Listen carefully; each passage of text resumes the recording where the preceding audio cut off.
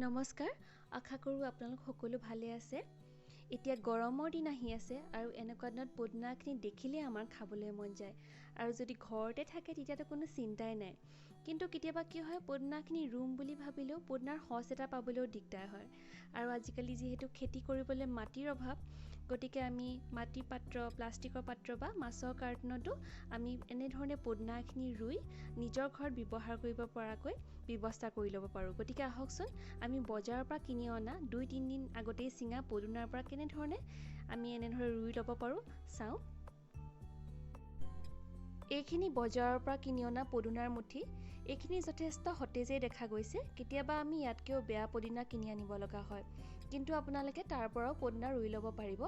এতিয়া মই এই মুঠিটোৰ পৰা শকত চাই সতেজ চাই ডাল কেইটামান বাছি ল'ম ৰুবলৈ ইমানটো জোখত। আৰু ইয়াৰ তলৰ সকলো পাতবোৰ আঁতৰাই ওপৰত মাত্ৰ 4টামান পাত থকাকৈ পদিনাৰ ডালবোৰ ঠিক কৰি ল'ম ৰুবলৈ। আৰু বাকীখিনি পাত আমি চাটনি খাম।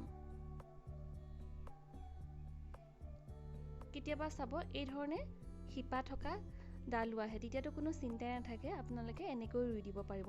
এতিয়া মই সকলোখিনি ঠিক কৰি ল'ম, তাৰপিছত আপোনালোকক দেখুৱাম। ঠিক এইদৰে কৰি ল'ব।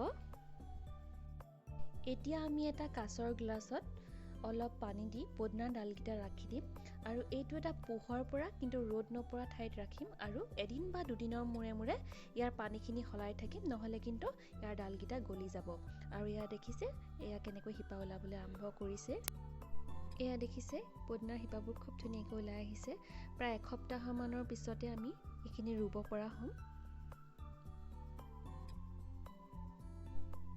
পদিনাখিনি ৰুবলৈ মই 3 ইঞ্চি জোখৰ এটা মাটিৰ টাব লৈছোঁ। আপোনালোকে ইয়াতকৈ ডাঙৰ ল'ব পাৰে, ডাঙৰ ল'লে বেছি ভাল। মোৰ ওচৰত এইটোৱে আছিলে, বা যিকোনো প্লাষ্টিকৰ পাত্ৰ বা মাছৰ কাৰ্টনতো ৰুব পাৰে।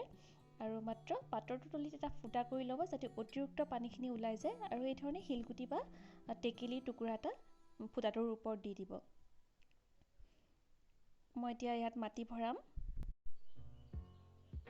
ইয়াত লৈছোঁ মই বাৰীৰ মাটি এভাগ, বালি আৰু শুকান গোবৰ ভালদৰে গুড়ি কৰি লৈ আটাইখিনি মিহলি কৰি লৈছোঁ। মাটিখিনি সাৰুৱা হ'লে পদিনাখিনি খুব ধুনীয়াকৈ বাঢ়ি আহিব। আৰু দেখিছে ইমান ধুনীয়াকৈ শিপা আহিছে। এতিয়া এইখিনি ৰুই দিম আৰু অলপ দিনৰ ভিতৰতে পদিনাখিনি লহপহকৈ বাঢ়ি আহিব।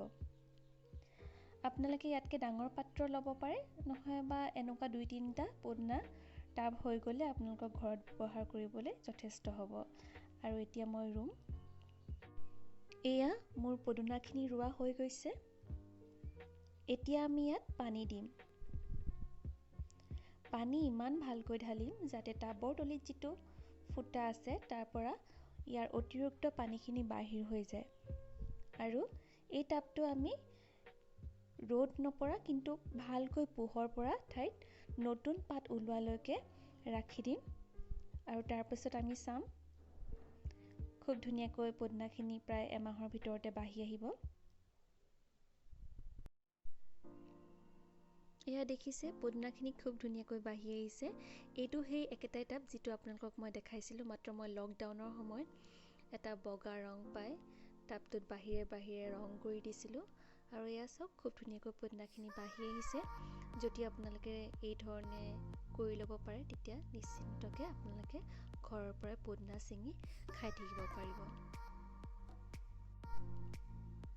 এইখিনি আমাৰ ঘৰৰ পিৰালিত মায়ে কৰা পদিনা। এইখিনি খুব ধুনীয়া হৈছে। আমি ঘৰৰ পৰাই সতেজ পদিনা খাই থাকিব পাৰিছোঁ। যিহেতু এতিয়া লকডাউন, শাক পাচলি পাবলৈও বহুত অসুবিধা, আপোনালোকে গতিকে ঘৰতে থাকক আৰু এই ধৰণে নিজে এইখিনি খেতি কৰি লওক। আৰু এয়া দেখিছে মায়ে এখন লোহাৰ কেৰাহীত এইখিনি পদিনা ৰুইছে আৰু ইয়াতো খুব ধুনীয়াকৈ কিন্তু পদিনাখিনি বাঢ়ি আহিছে। গতিকে যদি ভিডিঅ'টি চাই ভাল পালে চেনেলটি ছাবস্ক্ৰাইব কৰিব নাপাহৰিব। ধন্যবাদ।